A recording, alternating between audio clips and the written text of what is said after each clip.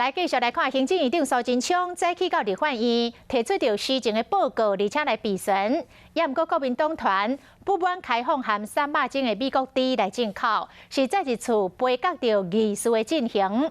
苏贞昌是来痛骂在野党心虚傲慢，霸占主席台领高薪，人民一定是无满意。 总统、行政院长到卫福部长、农委会主委，拢互国民党变作人形立牌，正做开放300种美猪进口的4个主角。苏贞昌院长，你要道歉。国民党搁一摆使用猪仔的道具，委员甲主席台占掉的，就是无爱互行政院长苏贞昌上台，而且讲会继续这个行动。邀请我来，又不让我报告，这是傲慢。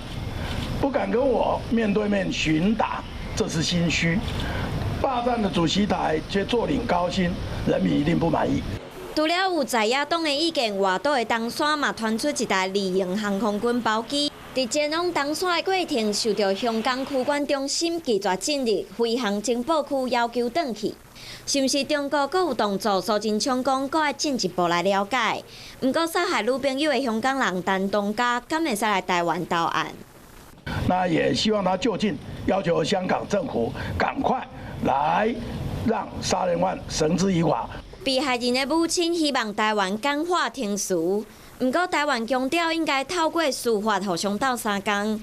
这件刑事案件，台湾甲香港恐惊爱阁桥。